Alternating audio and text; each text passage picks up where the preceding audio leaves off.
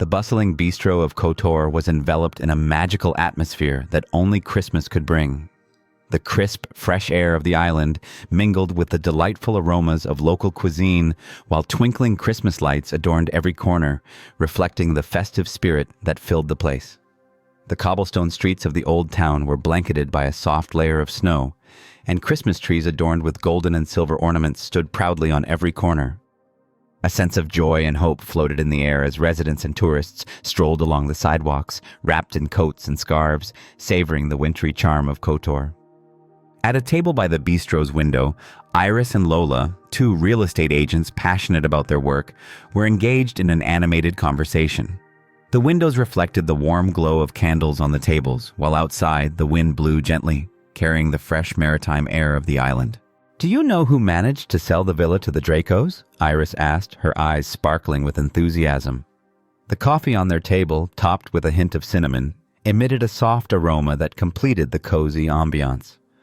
Lola nodded with a smile and, as she sipped her glass of wine, replied, "Yes, it was me, to a lovely couple from Milan. I assured them they'd love living in Kotor." "Well, who wouldn't?" Iris said, a mischievous smile spreading across her face. Their enthusiasm for their work and the new challenges ahead enveloped them in a bubble of confidence and optimism. Their laughter-filled conversation was abruptly interrupted by the entrance of an unfamiliar man. His presence in the bistro, surrounded by an unusual calmness, immediately caught the women's attention. It was impossible not to notice him. His elegant demeanor, confident stride, and intense gaze seemed to project an aura of mystery. "Excuse me, do you offer table service here, or should I serve myself?" the man asked in a low but clear voice, seeking guidance amidst the festive bustle of the bistro.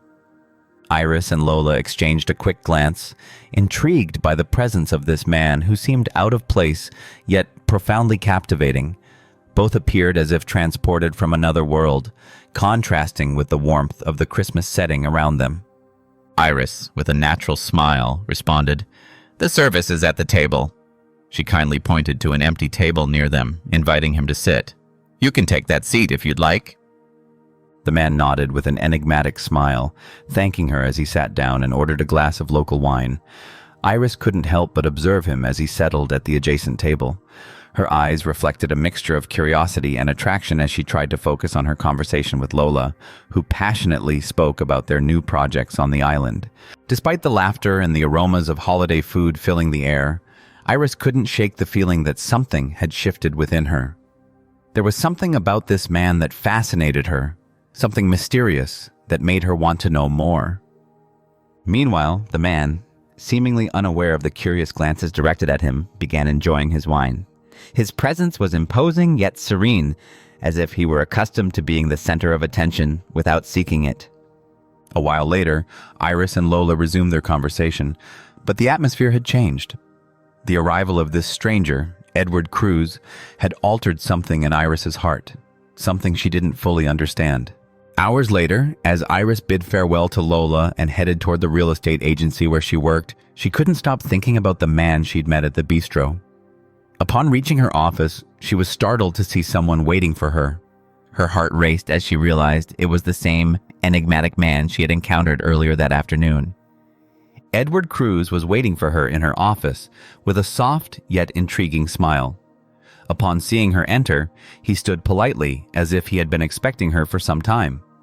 Iris, her heart pounding, approached him, unsure why her pulse quickened so much in his presence. "Excuse me, how can I help you?" Iris asked, trying to conceal the surprise and nervousness in her voice. Edward looked at her with a friendly yet mysterious smile. "I apologize for interrupting at the bistro. I'm Edward Cruz," he introduced himself, extending his hand elegantly. Iris, still not fully understanding the power this encounter had over her, shook his hand. She felt a faint electric current at the touch, and her response was almost automatic. "Nice to meet you. I'm Iris." The silence between them was brief but loaded with meaning. As they sat down to discuss business, Iris realized there was more at stake. Something far beyond a simple real estate transaction. Fate had placed Edward Cruz in her path, and though Iris didn't know it yet, this man, with his mystery and charm, would change her life forever. Deep down, she also felt that the instant connection between them came with something much bigger, something beyond their control. What did the future hold? The city of Kotor remained wrapped in its winter calm.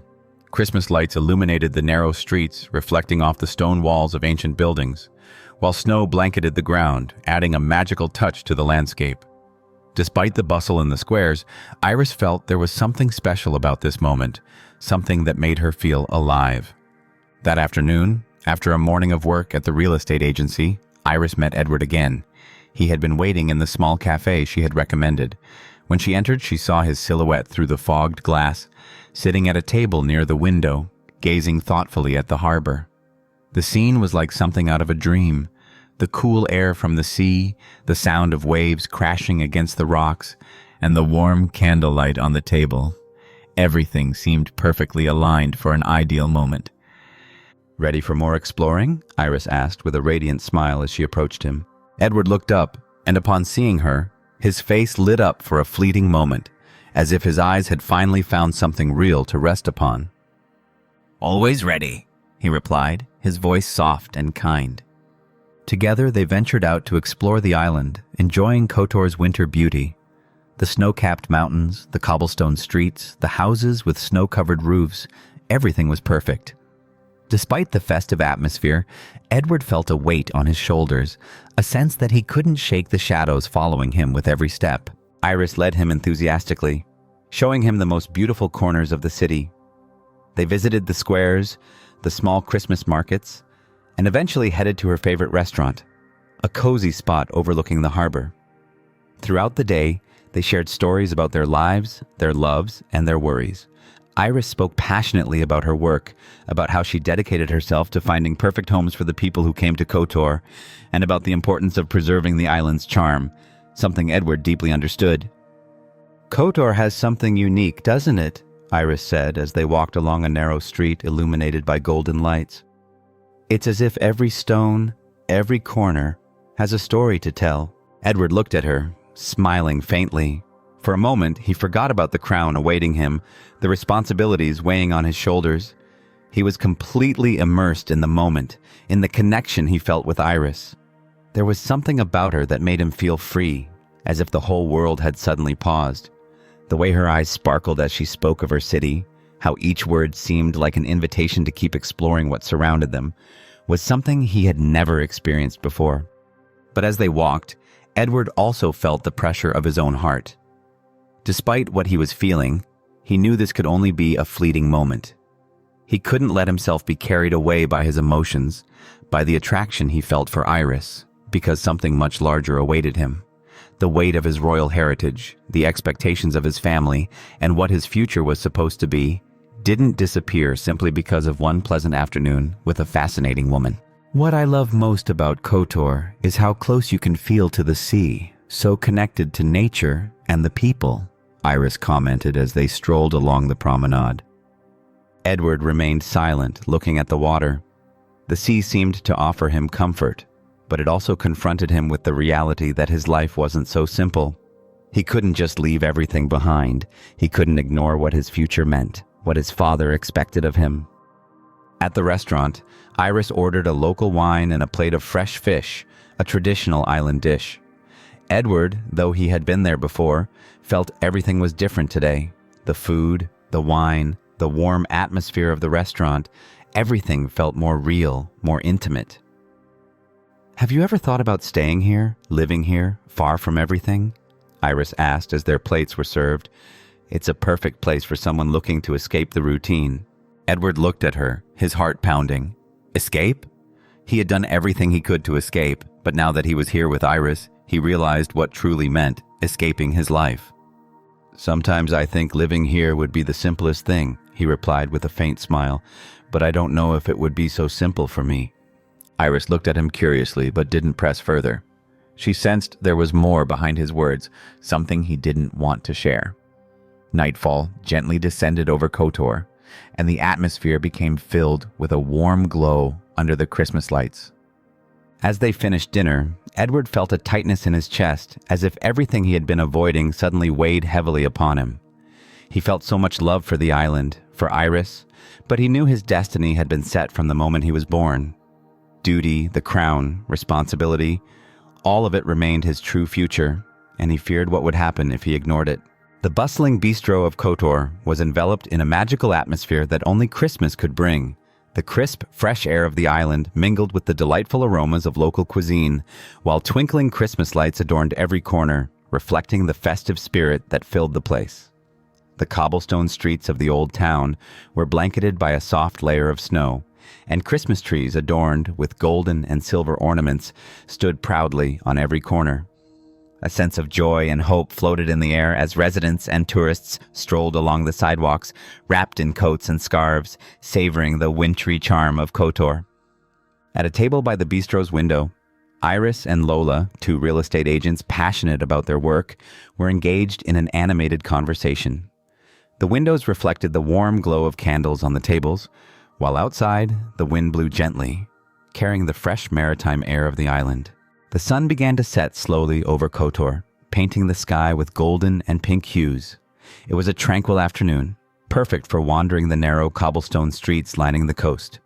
Iris and Edward, after spending the day viewing properties, decided to take a walk through the town. Their connection had grown in ways neither had expected, and that evening seemed like the ideal moment for a deeper, more personal conversation. Iris walked beside him, enjoying the fresh air and the distant murmur of the sea. There was something different about Edward today. He had shed the serious, distant expression he often wore and appeared more relaxed, as though the atmosphere of Kotor had truly resonated with him. "This place is incredible, isn't it?" Iris remarked, looking around, her voice full of excitement for the beauty of her island. "Every corner has something special. It's as if Kotor speaks to you with every step." Edward smiled softly, his eyes fixed on the horizon. It was true. There was something about this place that had captivated him, something he had never found in the opulent palaces or bustling cities of his homeland. "Yes, I know," Edward replied, his tone thoughtful. "There's something here, something that makes me feel at peace. I've never felt so free." Iris turned to him, her eyes reflecting a mix of curiosity and understanding. "You know," she began, her voice soft, almost a whisper, "my family has always been my refuge. My parents, my siblings, we've always been so close. We weren't rich, but there was always so much love at home.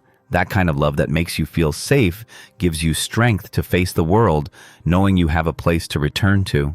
Edward looked at her, captivated by the sincerity in her words.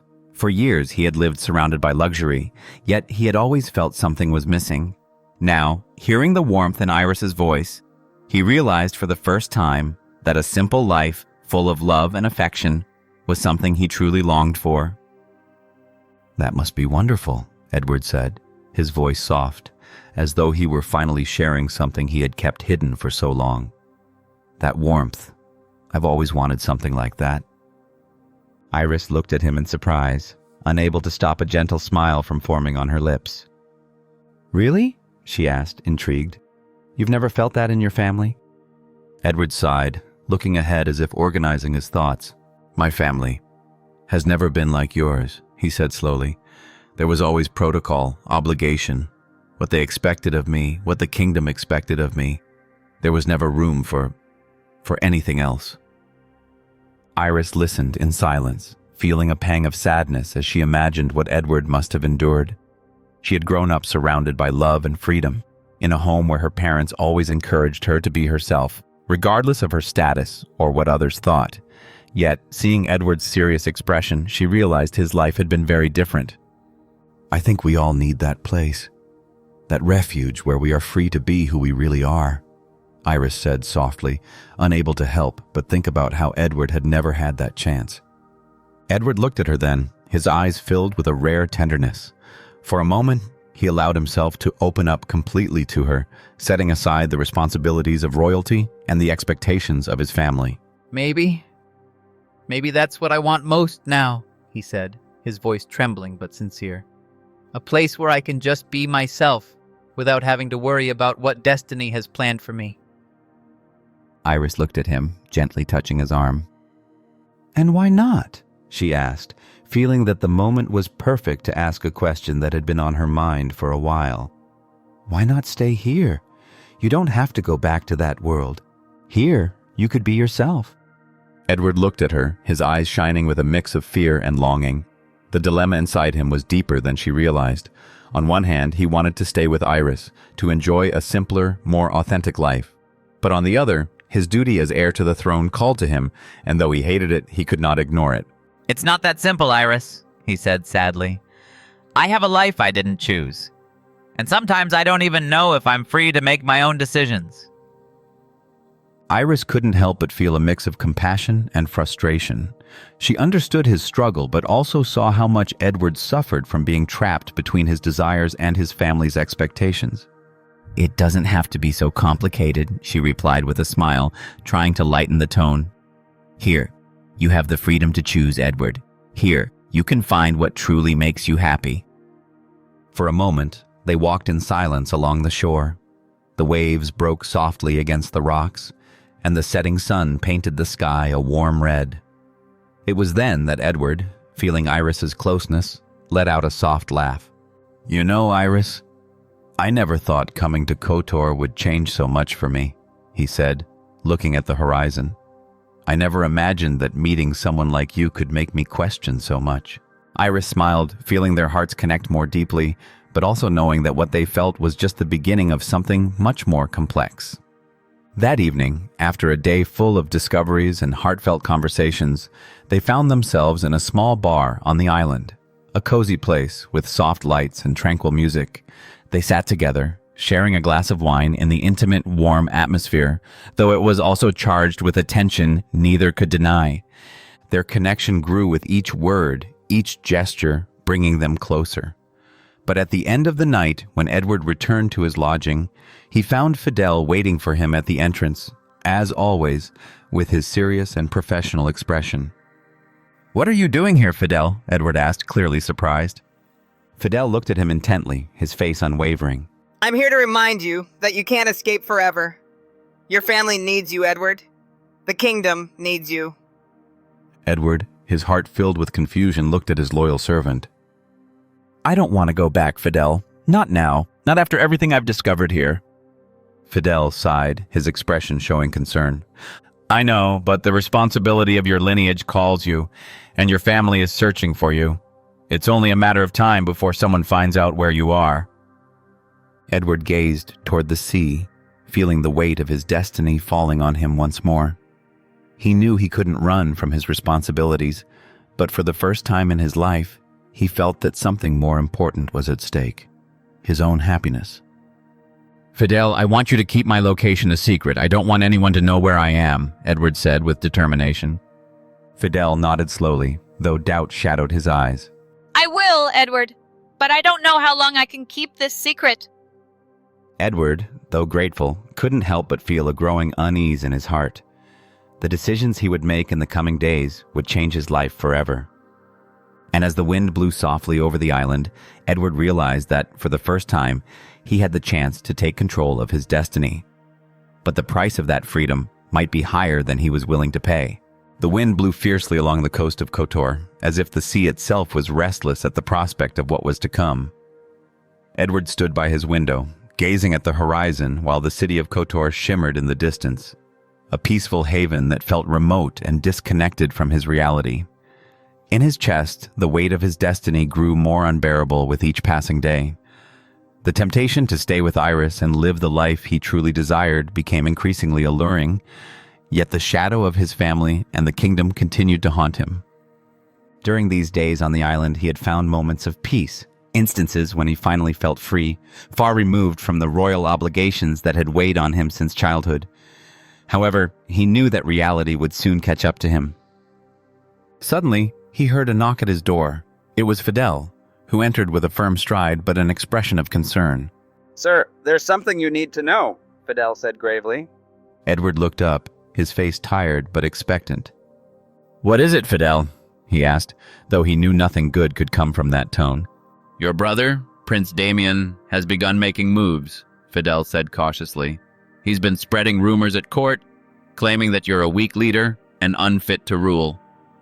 Edward leaned against the window frame, his hands gripping the edges as he felt fury begin to boil within him. Damian?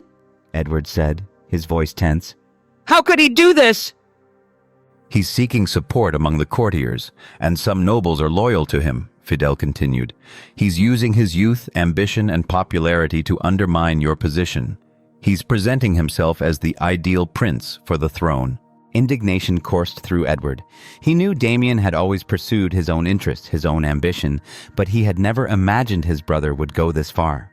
Worst of all, Edward knew he had unwittingly fueled this behavior with his own actions. The pressure to be the perfect son, the obedient prince, had made him suppress his own desires, leaving them neglected while everything around him crumbled. But Damian wasn't the only one attacking him. There was also his father, King Alaric, who had never hidden his expectations for Edward. The kingdom, the crown, the legacy, everything the king had planned for his son from the moment he was born, all of it was what Edward did not want. The weight of responsibility felt unbearable. The obligation to lead, to make decisions that would affect millions, clashed with his deepest yearning for freedom and a life of his own. Yet his father had been clear, and the king's vision would not waver. That night, after his conversation with Fidel, Edward decided he had to confront his father. He knew he had to return to the kingdom and fulfill his duty, but he couldn't shake the feeling of being trapped in a gilded cage. The next morning, Edward braced himself for the conversation with his father. When the phone rang, his heart sank. It was King Alaric. "Where are you, Edward?" the king asked sternly. "The kingdom needs you. Damian is seizing control." Edward, his voice firm but weary, replied, "I'm not coming back, father," he said decisively. "I don't want the life you've planned for me." There was a long silence before the king responded, his voice cold and authoritative. "What are you saying? The kingdom needs a leader, and that leader is you. Damian is unfit." Frustrated, Edward retorted, Damian is more capable. Let him have it. The king rose from his chair, his face filled with restrained fury. "This kingdom cannot be left in Damian's hands. You are the heir. The future of the kingdom rests on your shoulders, Edward." Edward could no longer bear it. The pressure was crushing. Son, "I don't want to be the prince. I don't want the throne. I want to be free," he said, his voice breaking. The king, defeated, responded icily, "Do whatever you must, Edward. What the kingdom requires is what you will do." That evening, at the House of the Sun, Fidel informed Edward that Damian was manipulating public opinion, spreading rumors about his weakness. "I won't be dragged into this, Fidel," Edward said with determination. "I'm not returning to that world, not when it's tearing away everything I hold dear." Fidel, concerned, reminded him that Edward's decisions would impact the entire kingdom. But Edward was resolute. He would follow his heart. The fight for his freedom and his future had only just begun. That evening, Kotor was bathed in the warm rays of the setting sun, and the salty sea air caressed the skin. Edward and Iris walked through the peaceful streets of the town, enjoying the serenity the island offered. But today, the atmosphere seemed laden with an inner tension that Edward couldn't ignore. Despite being surrounded by beauty and peace, his mind remained trapped in the shadows of his royal duty and the love he had found in Iris. Iris, noticing the conflict in Edward's eyes, gazed at him gently, as if waiting for him to finally open up. They could no longer ignore the tension that had settled between them, and she knew that today they would have to talk. "Edward, I know all of this is hard for you," Iris said softly as their steps brought them near a small terrace overlooking the sea. "But I can't stop thinking about what you've said. About the crown. About the kingdom." Edward stopped and looked at her intently. His eyes held so much, a mixture of affection and despair, that it made Iris feel a knot in her stomach. "I know, Iris. I've lived with that pressure my entire life," he said, his voice low, almost a whisper. "Being the crown prince, it's more than a title. It's a chain, a destiny I cannot escape." Iris, her eyes filled with determination, took his hands in hers. "And what if you could escape, Edward?" she asked, her tone soft but firm. "What if you could choose to be happy instead of following a path you don't even want to take?" Edward remained silent, staring at the horizon. He knew what she was suggesting, but the reality of the situation made him hesitate. "I can't just leave it all behind, Iris," he responded, his voice trembling, as if facing an invisible monster. "My family, my duty, the kingdom, These are responsibilities I can't abandon so easily. Iris sighed, but her gaze held a mix of sadness and hope. She knew Edward was trapped, but she also saw the love in his eyes, a love that could free him if he chose it. And what if you could have a life with me? What if you could have what you've always dreamed of without being a slave to your father's and brother's expectations? She said, her voice full of sweetness. I don't want you to be a prince for me, Edward. I want you to be you, with your dreams, your freedom, your true self. Edward closed his eyes for a moment, as if trying to imagine that life, a life where he didn't have to be the man the kingdom expected him to be. He could see a future with Iris, a simple life full of love and happiness, but every time he thought about it, he felt the weight of the crown on his shoulders, as if his family's history dragged him back to a destiny he couldn't escape. I've thought about it, Iris, he finally said, his voice deep. I've thought about it a lot, but if I leave everything behind, if I give up the throne, what will happen to my family, to my people, to everything my father has built over the years? Iris looked at him empathetically. She knew her love for him was tearing him apart inside, but she also knew that, in the end, he had to make a decision that would change everything for both of them. What about your dreams, Edward? She asked softly. Aren't they as important as your father's? Edward sighed deeply, his eyes reflecting the internal struggle he had been facing for months. They are, he whispered. They are, but... He paused, searching for the right words. If I leave it all behind, I'm not just abandoning my family, I'm abandoning my legacy, my roots. And I'm not sure if I'm ready to do that. Iris, her heart heavy, embraced Edward without words, simply offering her support. She knew he was fighting an internal battle that no one else could understand. The life I'm proposing, Edward, she said softly as she looked into his eyes. It's yours, not mine. You decide if you want to live it, but I promise you, I'll be happy if you're by my side, with or without a crown. Edward looked at her for a long moment. In that instant, he felt the pressure of his world crumbling around him. If he chose Iris, if he chose love, he would lose everything else. But if he chose the kingdom, he would lose something he might never regain, his happiness. That same night, in the luxurious palace hall, the political situation became even more complicated. Damian, Edward's brother, had begun spreading rumors in the court. Through journalists and the media, he had managed to circulate the idea that Edward was a weak prince, a fugitive who had abandoned his responsibilities. The news spread like wildfire, damaging Edward's image in the eyes of the people. I can't allow this, Fidel, Edward said, concerned, as he spoke on the phone with his butler. My brother is playing his game. He's using the press to destroy me. Fidel, in a serious and worried tone, replied, I know, sir. The rumors about your disappearance have already spread. The people are beginning to question your legitimacy, but you must remain calm. This is just the beginning. Edward looked out the window at the starry sky over Kotor. In that moment, the fight for his future seemed more complex than ever. Could he continue to love Iris and abandon everything his father and family expected of him? Or would his duty force him to return to the kingdom, to a destiny he no longer desired? The dilemma was clear, love or duty. But what would he do if both paths led to losing himself? From the moment Edward decided to stay in Kotor and follow his heart with Iris, his life had become a whirlwind of emotions and doubts. However, what he hadn't anticipated was the determination of his brother, Damian, to seize the throne.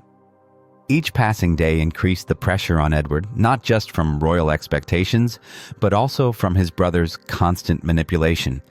Damian, cunning and calculating, knew that his chance to ascend the throne was within his grasp. He wasn't content with merely being Edward's brother. He wanted to be the king of Avalon. To achieve this, he had no qualms about taking drastic measures. While Edward immersed himself in the peace of Kotor, enjoying Iris's company, Damian orchestrated his rise from the shadows of the palace. Damian's first move was precise. He used the media as his allies. Rumors began to spread like wildfire. Photos of Edward and Iris strolling along the coast, sharing knowing glances, and basking in their blossoming love were leaked. But in Damian's hands, those same moments were distorted and turned into a powerful weapon to tarnish Edward's image. The kingdom's newspapers and magazines began publishing headlines condemning Edward, labeling him a traitor and a coward. The crown prince abandons his duty for a simple love affair. Is this the future we want for Avalon? The stories claimed that Edward had fled his royal responsibilities to indulge in a life of luxury and pleasure on a distant island while his country crumbled.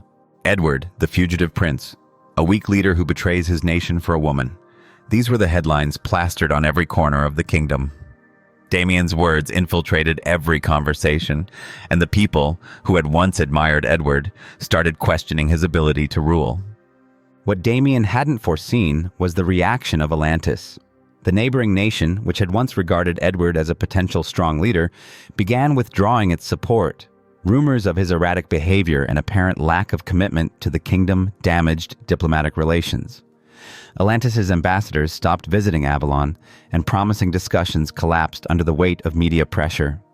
Edward's love for Iris was now not only driving a wedge between him and his family, but also jeopardizing the stability of his country. When Edward learned of everything that was happening, it felt as though the world was falling apart around him. His brother's betrayal cut him to the core. How could Damian do this to him? How could he exploit Edward's relationship with Iris to destroy him in such a way?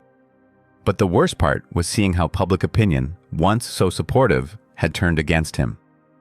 People no longer saw him as a charismatic prince and leader in the making, but as a selfish and weak young man who had abandoned his responsibilities for love.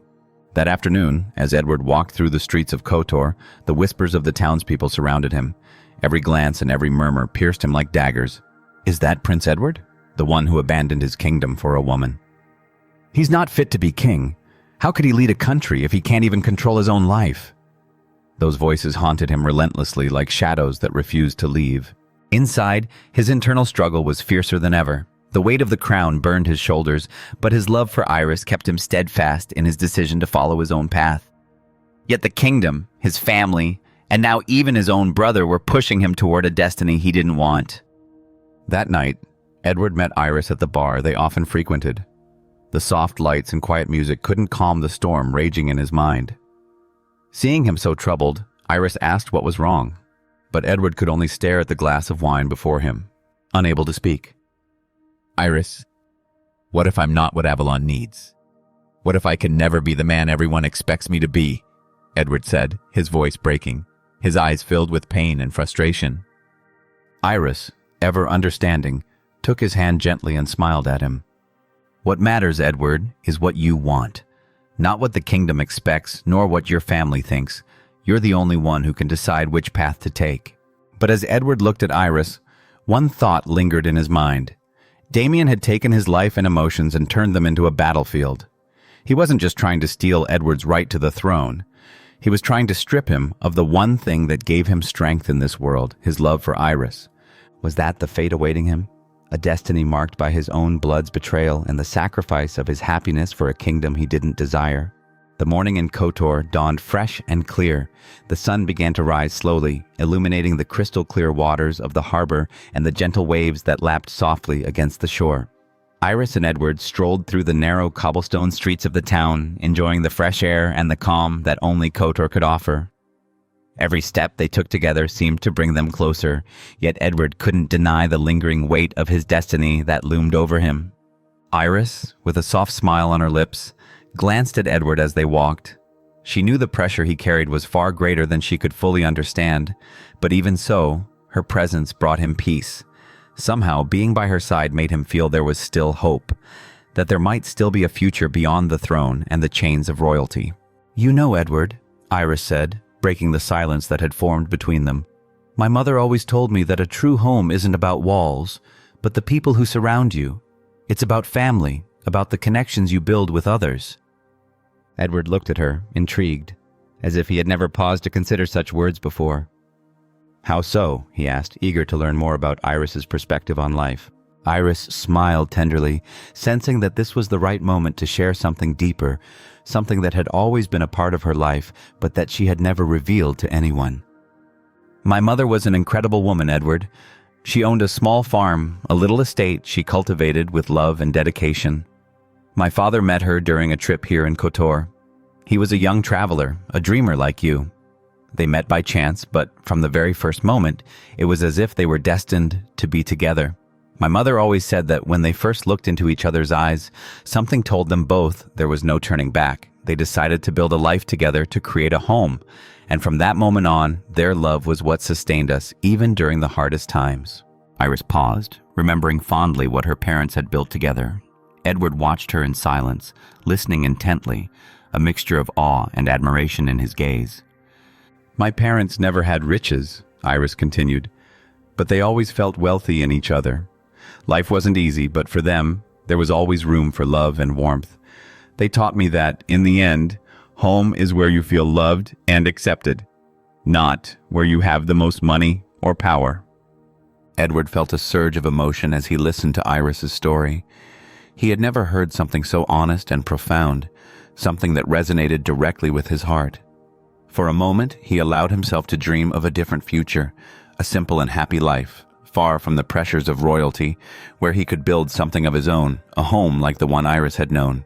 "That's what I want for you, Iris," Edward said in a low, resolute voice. "I want to give you a life like your parents had, a home filled with love and warmth, free from the shadows of the kingdom that haunt me." Iris looked at him, surprised not only by his words, but by the sincerity with which he spoke them. Their eyes met, and in that moment, they both understood that there was something between them that couldn't be ignored. But as this crucial conversation unfolded between them, back in the palace of Avalon, political tensions were escalating. Damian, Edward's brother, was carefully playing his hand. He had not only begun to gain allies within the kingdom, but was also aligning himself with those who controlled the media to manipulate public opinion in his favor. In a secret meeting in one of the palace's most secluded chambers, Damian sat with several key members of the royal court. Some were trusted advisors of their father, King Alaric, while others were influential officials whose futures depended on supporting the stronger prince, Damian. "Edward has abandoned the kingdom," Damian said firmly, his penetrating gaze sweeping over the attendees. "And not only that, he has fled from his responsibilities as crown prince. He has chosen to live as a mere mortal, ignoring the destiny assigned to him. If Avalon is to survive, we need someone to rule with a firm hand, not a runaway." Around the table, some of those present nodded, knowing their own interests depended on backing Damian. "But we must proceed carefully," one of the advisors remarked. "We can't appear too overt in our opposition to Edward. The people still respect him, though that respect is slowly waning." Damian smiled shrewdly, aware that media support would be the key to his strategy. He had already ordered stories to be leaked about Edward's disappearance, about his escape to a distant island in pursuit of love, abandoning his own people in their time of need. "I'll make the people see him for what he truly is," Damian said coldly, his tone startling even those present. "Edward hasn't just betrayed his family, he's betrayed Avalon. And I'll make sure everyone knows, not just the nobles, but every man and woman in this kingdom. By the time I'm done, no one will want him back on the throne." Outside the palace, the campaign against Edward had begun. The media started circulating stories about his flight, his abandonment of the kingdom, and how he had chosen love over duty. Whispers spread through the streets of Avalon, and public opinion began to turn against Edward. Meanwhile, as Edward walked with Iris through the streets of Kotor, he remained unaware of the lengths his brother was going to in order to destroy his image and future. But at that moment, he was certain of one thing. The love he felt for Iris was the only thing keeping him steady. The kingdom, the crown, and duty seemed distant, though they still pursued him like shadows he couldn't escape. And so, the battle for the throne was fought not only between the brothers, but also within Edward's heart, as he faced the choice between following the path his family had laid out for him, or finally finding his own freedom alongside Iris. The small house in Kotor was a cozy refuge, located on a quiet corner of the village. Edward and Iris had found it after weeks of searching. When they first entered, they knew it was the place they had dreamed of, even though they had never voiced it.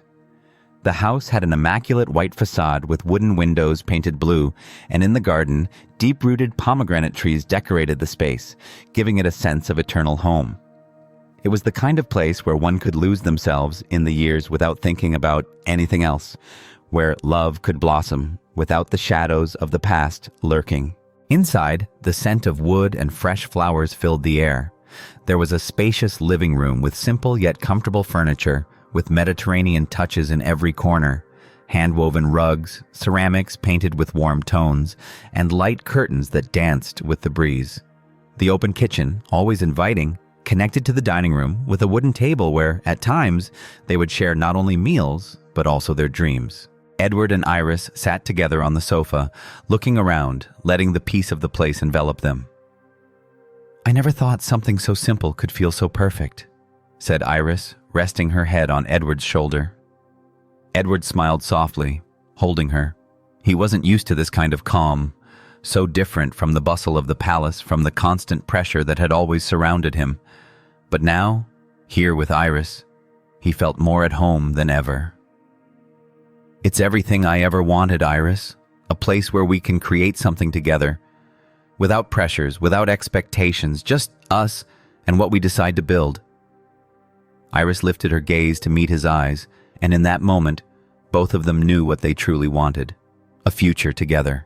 A future where they didn't have to hide, where they could live without the chains of duty, without the constant gaze of the kingdom.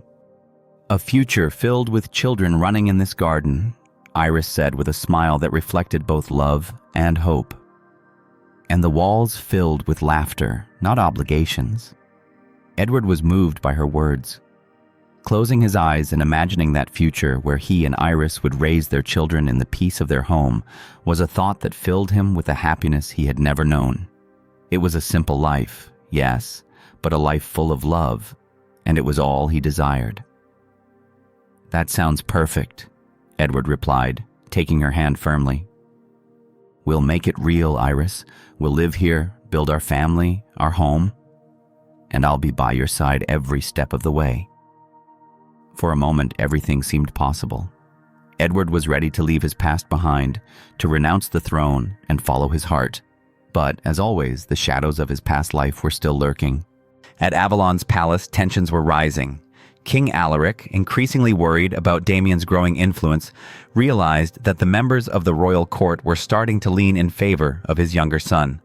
Damian had managed to win the support of many nobles and important advisors, especially those who feared that Edward could not live up to the expectations of the royal family.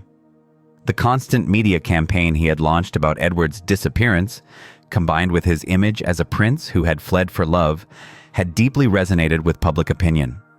Now it seemed that Avalon needed a leader who not only had royal blood, but also the ability to rule with strength. King Alaric, fearing that his eldest son, Edward, was losing all support, began to give Damian more power. He allowed him to make key decisions on the kingdom's politics, and over time, even granted him control over some sensitive areas that had previously been under his mandate. Damian's growing influence began to open deep wounds between the brothers, and Edward's words about his desire to escape the chains of royalty only strengthened Damian's determination to take what he considered his right. But the worst was yet to come. Feeling that things were spiraling out of control, King Alaric decided to act drastically. He could not allow his younger son to strip Edward of his rightful position, let alone let the kingdom fall into the hands of someone like Damian. In secret, King Alaric ordered Iris to be kidnapped. The reason was simple. If Edward kept clinging to the idea of a future with Iris, then his love could be the last barrier preventing him from returning to the throne. If Iris were out of the way, perhaps Edward would reconsider his loyalty to Avalon and return to fulfill his destiny. That night, while Edward and Iris shared a quiet evening in their new house, enjoying a glass of wine under the stars, a group of armed men infiltrated the house, surrounding it silently. Before Edward could react, Iris was taken and carried away, disappearing into the darkness of the night. Edward, utterly devastated, woke up at dawn to the terrible news. A message, delivered by Fidel, informed him that Iris had been kidnapped, and the culprit was someone within the royal family. "I can't believe it," Edward said, his voice broken with despair. "I can't let her go. I can't let this kingdom take what I love most." Fidel, who had always been by his side, looked at Edward with concern. He knew the consequences of this action would be disastrous. "You have to choose, Edward. It's no longer just about the kingdom. It's about you, what you're willing to do for her. The king and Damian won't stop until they force you to return." Edward looked at the small house where he had dreamed of building his life. It all seemed so distant now. The threat of his family, the weight of expectations, and the threat of losing Iris kept him trapped in an impossible decision. "I'll go for her," Edward said with renewed determination. "I'll risk everything. I don't care about the kingdom. I don't care what my father or Damian think. Iris is my life." With that vow, Edward began to plan his rescue of Iris, unaware that the battle awaiting him would be much more difficult than he had imagined. The fight for his love, for his freedom, and for Avalon's future was just beginning.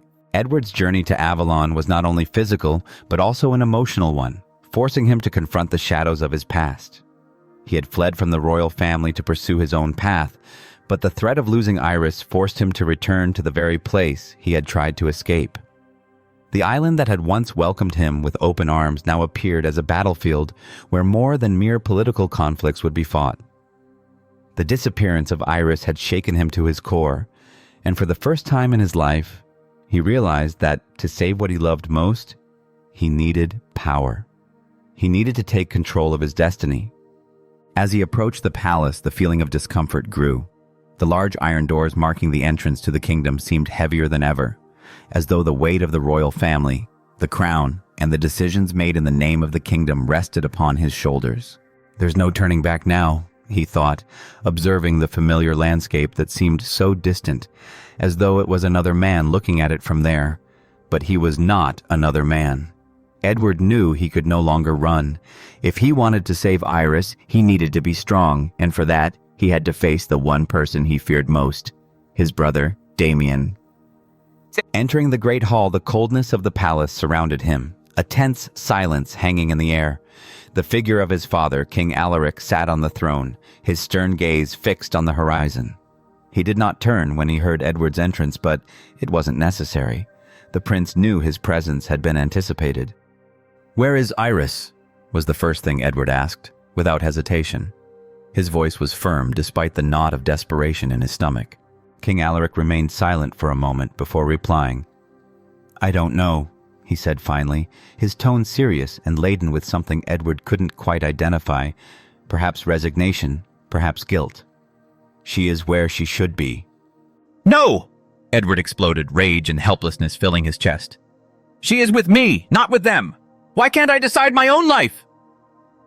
The king slowly rose from the throne, walking toward his son with a posture that commanded respect, but also with a palpable sadness. "You are a prince, Edward. You cannot live only for yourself. You have responsibilities that go beyond your personal desires." Edward looked at his father, a man he had always respected, but who, at that moment, seemed as distant as the stars in the sky. "I am not just a prince. I am a man who loves someone. And that should matter more than anything else. If I want to rule this kingdom, I need something more than the crown. I need my freedom." It was then that the door to the hall opened with an almost theatrical sound, and Damian, his younger brother, made his entrance. Damian's face was serene, but Edward's eyes could see the coldness lurking behind that facade. "So you've finally returned?" Damian said, his words laced with subtle venom. "I knew you wouldn't last long. It's time you face your fate, Edward." Edward felt a surge of conflicting emotions. Part of him wanted to scream, to accuse Damian of being behind Iris's disappearance, but another part of him, deeper inside, still couldn't believe that his own brother could betray blood. The family loyalty still held him back, but in his heart, there was no longer room for doubt. "Why did you do it, Damian?" Edward asked, his voice cracking slightly. "Why did you let me believe we could be brothers? Iris is gone, and I know you're behind this." Damian slowly approached, a cold smile on his lips. "You think I'm the one who betrayed you?" Damian let out a soft, bitter laugh. "No, Edward, I didn't betray you. The kingdom needs someone with determination, someone who doesn't run from their duties." Edward stared at him, rage building in his chest. "It's not about duties, Damian. It's about choosing what's right. I chose Iris, and you chose the throne." Damian stared back at him, and for a moment, Edward saw something in his eyes. Something dark, something that had always been there, but that he had never wanted to recognize. "Don't be mistaken, Edward. The throne will always be mine, because I know what Avalon needs. You've just been a shadow, a weak prince." Damian's words struck him like a hammer. Edward felt his heart break a little more. The truth, as painful as it was, flooded him. "Then it's time to fight, Damian. If the throne is what you want, you can have it. But I'll also take what's mine, my life, my love, my freedom." With those words, Edward understood what he had to do. He could no longer be the man who ran. Power, the throne, had been calling to him, but it was much more than that. It was the price of his freedom, the price of his love for Iris. "Then get ready, brother," Damian said, his voice full of challenge, "because this kingdom won't accept you if you choose the wrong side." And at that moment, Edward understood that the fight wasn't just for the throne. It was for everything that meant being himself, for the freedom to live with Iris, for the opportunity to forge his own destiny. And now, more than ever, he knew that only with power in his hands could he save Iris and find the peace he so desperately sought. The conflict between the brothers, between family loyalty and love, had begun. And Edward could not afford to let his own heart be his weakness. The tension in the Avalon palace had reached unsustainable levels. The whispers among the courtiers, officials, and nobles had grown louder as the battle for succession became more visible. The confrontation between the two brothers, Edward and Damian, was no longer just a family conflict. It had turned into an open war for the throne, a conflict that would be fought not only in the palace halls, but also before the eyes of the entire kingdom. It was a gray and cold morning when the summons arrived. King Alaric, in an attempt to ease the growing tension, decided it was time for the royal family to make a definitive decision on who would be the next monarch of Avalon. The throne room was filled with nobles, court officials, and the leaders of the kingdom's most influential families. Everyone sat in silence, anxiously awaiting the monarch's words. Edward, who had been living outside the court and in constant conflict with his destiny, arrived at the palace alone. His gaze determined, but marked by the weight of a decision he knew would change his life forever. On the other hand, Damian, who had already secured his support within the kingdom, entered the room with confidence and an arrogant smile, greeting the nobles with cold courtesy. His path to the throne seemed clear, but Edward was not going to give up without a fight. King Alaric sat on his throne, looking at his two sons with a mixture of pride and pain. He knew that this confrontation was inevitable, but the weight of his decisions no longer allowed him to sleep peacefully. Finally, he spoke aloud, his deep voice echoing through the room. "Today, we must finally make a decision about the future of Avalon. The times are uncertain, and we need a strong leader. Edward, Damian, each of you has something to offer this kingdom. However, only one can take the throne. I ask both of you to present your vision for the future of Avalon." Damian was the first to speak, wasting no time in presenting his proposal. With a strong, clear voice, he spoke of stability, restoring order, and continuing his father's policies. He spoke of the strength of the royal family and how he would be the leader Avalon needed to face both external and internal threats. "Avalon needs someone who can rule the kingdom with a firm hand," Damian said with a cold smile. "I am the future of this nation, and as its leader, I will restore Avalon's greatness." Edward, though under the pressure of all eyes on him, did not hesitate. With a calmness that surprised everyone, he stood and looked at his brother. "It's not just about power," he began, his voice resonating through the room with a tone of determination and emotion. "It's about what's best for our people. I don't want to be a king who rules from coldness and distance. I want to be a king who cares for his people. A king who, beyond politics and war, understands the needs of the people." Damian frowned but did not interrupt. Edward continued, "I've been working on something far more important than just the politics of power. I've formed an alliance with Prime Minister Antonio. Together, we will boost Avalon's economy and bring in infrastructure projects like the new natural gas project we have underway. This project will not only strengthen our economy, but also ensure that our citizens have access to energy during the harsh winters ahead." The nobles began murmuring among themselves, some surprised by Edward's bold proposal. Meanwhile, Damian, who had been manipulating the court and gaining support from the powerful, now saw the attention shift toward his brother, whom many had considered weak until now. "Natural gas?" Damian interrupted with a mocking laugh. Is that what you expect for Avalon, a project that will take years? While you keep dreaming of utopian projects, I'll be making sure Avalon maintains its military might and political influence.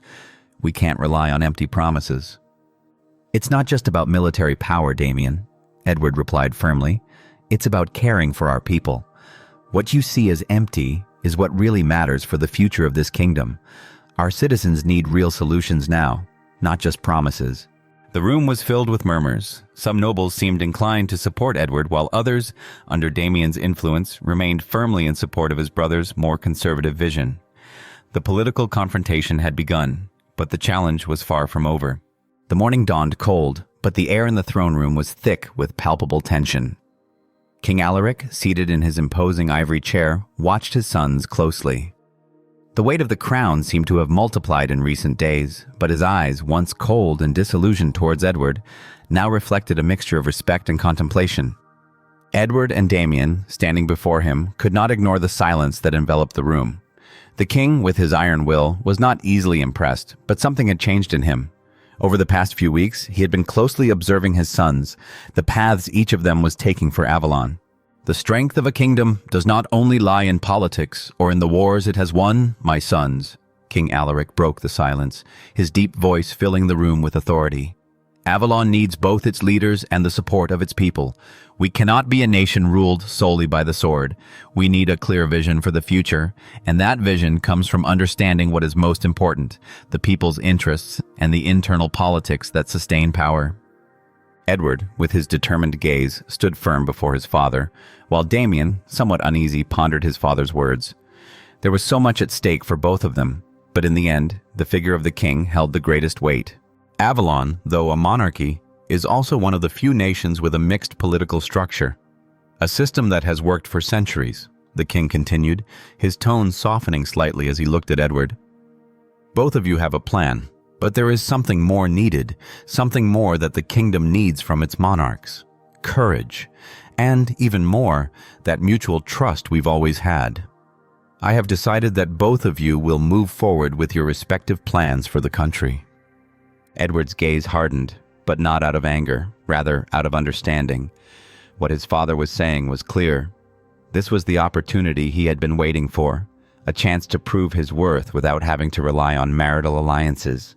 The king still believed that the strength of Avalon came from the family, from the dynasty, but Edward knew that the love of the people and economic progress would be just as crucial. Next year, I will make a decision on the successor, King Alaric added, looking at them intently. But for now, we trust that both of you will continue with your efforts. This kingdom needs a king who not only rules the battlefield or the halls of power, but also the hearts of his people. Edward nodded, recognizing that this battle, although partially won, was not over. The battle for the throne would be fought not only in the political arena, but also in the hearts of the citizens. And, in the meantime, he had to fulfill his part of the agreement. That same afternoon, Fidel, Edward's ever-loyal butler, accompanied him to the place where Iris was waiting. Edward's face, previously tense and marked by fatigue, softened as he saw Iris. She had been his light in the darkness, the reason he had fought so hard to gain his freedom and the love he so desired. Iris, with her sweet smile, stood up as she saw Edward enter the small parlor where she was, the golden light of the sunset filtering through the windows. It was a peaceful scene, far from the chaos of the palace, but her presence always transformed any place. "How are you?" she asked, walking towards him with a determined step. Her presence had always been comforting to Edward, a refuge from everything he couldn't control. Edward smiled faintly. "I'm better, now that I see you."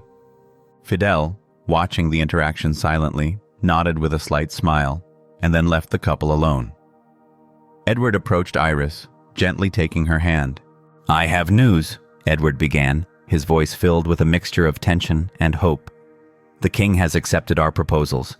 He's given me the opportunity to move forward with the plans. We both have a path ahead, and although the fight for the throne is not over, I know that each step we take brings us closer to our goal." Iris looked at him with that deep gaze that always understood him without words. "You will make it, Edward, and I'll be here to support you. No matter what happens, I'll always be by your side." "I know, Iris," Edward said, his voice barely a whisper. I've been thinking a lot about what I want, about what I really want for myself and for us. And I promise you, I will do everything in my power to ensure that we can have the future we've always dreamed of." At that moment, they both knew they were destined to be together. It didn't matter what happened with the politics or the pressures of the kingdom. What mattered was their love, their desire to be happy together. Meanwhile, news of the progress of both Edward and Iris began to spread. In the newspapers, stories of their love and plans for Avalon became a symbol of hope for many. People started to see Edward in a different light, not just as another prince, but as a leader with a vision for the future. But not everything was that simple. The weight of the crown, though still distant, continued to loom over Edward. And while people began to support his relationship with Iris, the real challenge was yet to come. The fight for the throne would not only be fought in the palace halls, but also in the streets of Avalon, where the loyalty of the people would be put to the test. Edward and Iris knew that their love was not just marked by politics and power, it was marked by a shared desire to make something better for their country. To fight not only for the love of a people, but for a better future, a future where they could live together in peace. But in the end, everything would depend on King Alaric's decision. Would he continue to trust Edward, or would it be Damian who took control? Only time would tell. Time had flown by, and Avalon found itself at a crossroads. A year had passed since the two princes took on their responsibilities, each following their own path. The decisions made by Edward and Damian had had repercussions on the kingdom's politics, economy, and society, and the fruits of their labor were already evident. Damian, the older brother, had excelled in diplomacy. He had managed to consolidate alliances with more than 20 countries, securing strategic agreements on trade, defense, and natural resources. His negotiating skills, charisma, and global vision had made Avalon a key player on the international stage. He had restored the crown's prestige, initiating projects that strengthened the kingdom's global position. Everyone saw Damian as the ideal prince to rule. On the other hand, Edward had focused his attention on the internal transformation of the kingdom. His focus had been on the development of renewable energy and diversifying Avalon's economy. He had attracted significant investments from countries like Russia and the United Arab Emirates, and his vision for Avalon's future was beginning to materialize.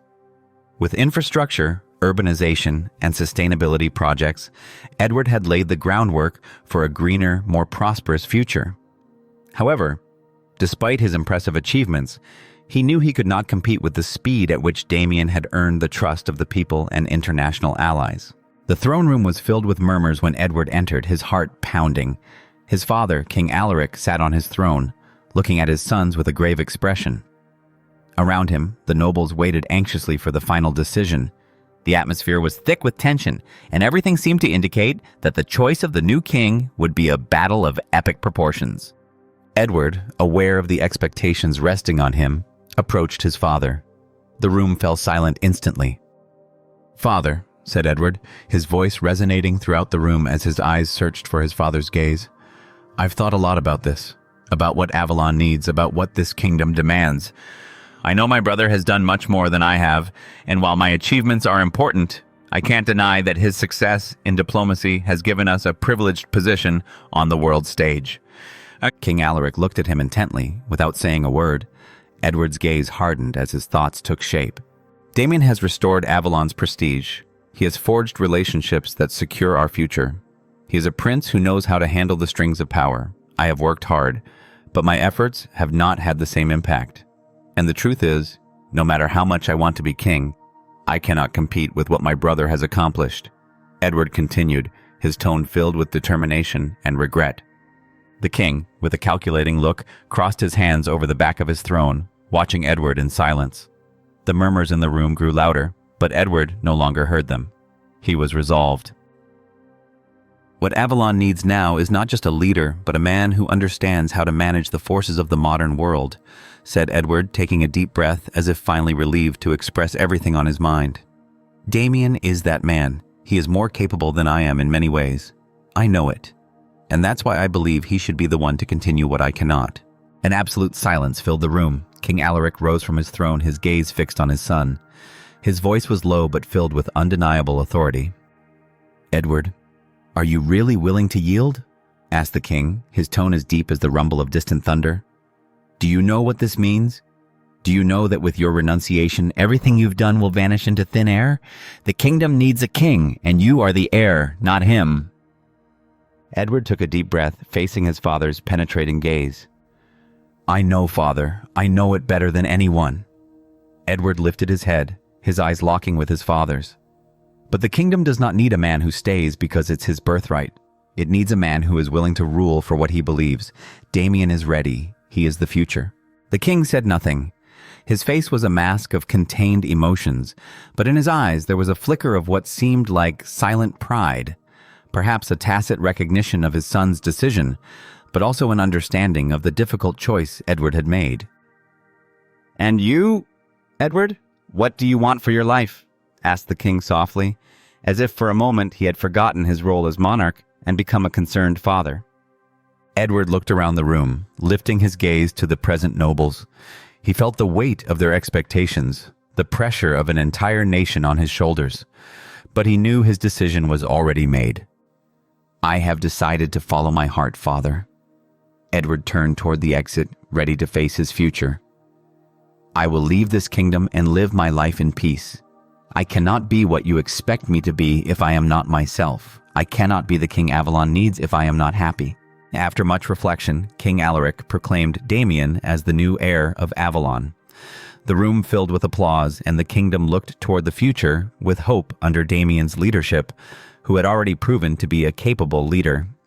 Meanwhile, Edward and Iris lived a peaceful life in Kotor, far from the intrigues of the palace. Together they raised their children in peace, savoring every moment as a family.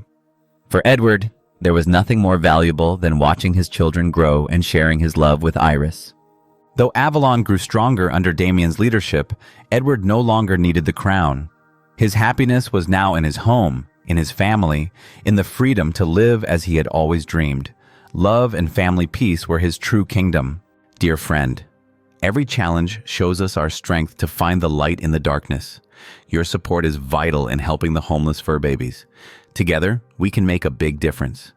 Don't miss the story of a millionaire who, upon finding abandoned triplets, discovers something that will change his life forever.